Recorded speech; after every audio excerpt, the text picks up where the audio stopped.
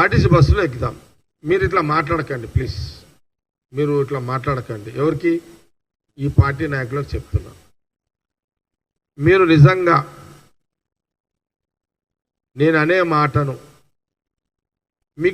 మీరు టీవీల ముందు మాట్లాడుతారు కదా, ఒక బస్సు ఎక్కుదాం అందరం కలిసి. మా ముఖ్యమంత్రి గారు కూడా ఉంటారు, మా ట్రాన్స్పోర్ట్ మినిస్టరు పొన్నం ప్రభాకర్ గారు ఉంటారు, ఈ టీం అంతా ఉంటుంది. మా పరంగా డిప్యూటీ సీఎం ఉత్తమ్ కుమార్ రెడ్డి గారు, సీతారావు గారు, వీళ్ళంతా వస్తారు. పొన్నం ప్రభాకర్ గారు ట్రాన్స్పోర్ట్ మినిస్టర్. నేను ముఖ్యమంత్రి గారిని ఆహ్వానించమని కోరుతున్నా.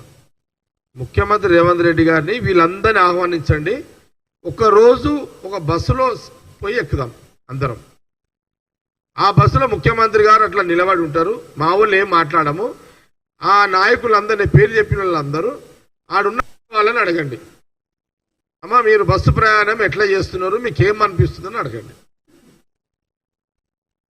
దానికి మీరు సిద్ధమా? ₹1,00,000 రుణమాఫీ అయిన రైతుల దగ్గరికి మనం పోదాం. మీరందరు రండి, ఆ ఊర్లోకి పోదాం. మేమే అంటున్నాం కదా, ఇంకా 12,000 కోట్లు బ్యాలెన్స్ ఉంది, ఇచ్చేది ఉంది అంటున్నాం కదా. పైసలు లేవు, పైసలు రెడీ చేస్తున్నారు, వస్తాయి.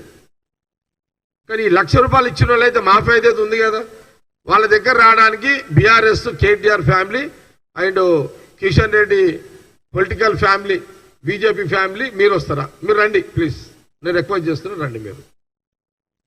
ఆ 200 యూనిట్ వాళ్ళ దగ్గర ఇంటికి పోదాం. ఆ 500 గ్యాస్ సిలిండర్ సంబంధించిన వాళ్ళ ఇంటికి పోదాం. ఇక టీవీలలో భాషను బంద్ చేసేసాడు మీరు. ఇక ఓకే, ఈ టీవీలలో మైకుల ముందు కనబడంగానే అది ఇస్తలేవు ఇది ఇస్తలేవు అనకండి. మేము నిజంగా మా కాంగ్రెస్ గవర్నమెంట్, రాహుల్ గాంధీ గారు, సోనియా గాంధీ గారి, ఖార్గే గారి నాయకత్వంలో ముఖ్యమంత్రి రేవంత్ రెడ్డి గారు, కాంగ్రెస్ గవర్నమెంట్ మినిస్టర్లు అమలు చేస్తున్న పథకాల మీద